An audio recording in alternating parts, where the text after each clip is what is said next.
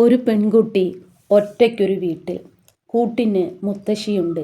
ചുവരിൽ മാറാല പിടിച്ച് പൊടിയണിഞ്ഞ പൊട്ടിയ ചില്ലുകൾക്കുള്ളിൽ ദേവന്മാരുമുണ്ട്. പഴകി ദ്രവിച്ച ഈ വീടും. എത്ര തലമുറകൾ ഇവിടെ പൊട്ടിവിരിഞ്ഞു.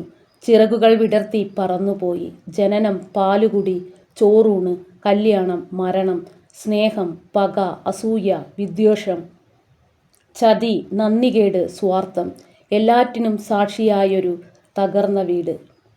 അതിൽ ഒരു മുത്തശ്ശിയും ദുഷ്പേരു വീണ ഒരു ചെറുപ്പക്കാരി പേരക്കിടാവും.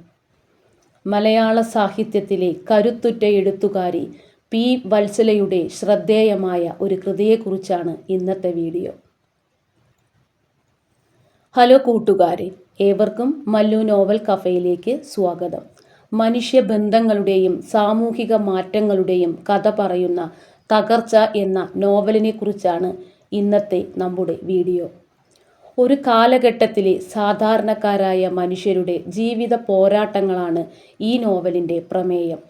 വ്യവസ്ഥിതികളുടെ മാറ്റങ്ങൾക്കിടയിൽ മനുഷ്യരുടെ സ്നേഹവും സ്വപ്നങ്ങളും മൂല്യങ്ങളും എങ്ങനെ തകർന്നടിയുന്നു എന്ന് ഈ നോവൽ നമുക്ക് പറഞ്ഞു തരുന്നു.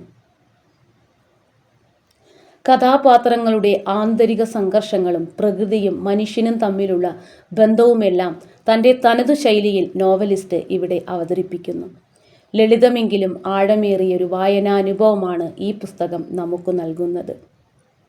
മലയാള നോവൽ സാഹിത്യത്തെ അടുത്തറിയാൻ ആഗ്രഹിക്കുന്നവർ തീർച്ചയായും വായിച്ചിരിക്കേണ്ട ഒരു പുസ്തകമാണിത്. പുസ്തകം വായിച്ചവർ അഭിപ്രായങ്ങൾ കമൻറ്റ് ചെയ്യും. വീഡിയോ ഇഷ്ടമായ ലൈക്ക് ആൻഡ് സബ്സ്ക്രൈബ്.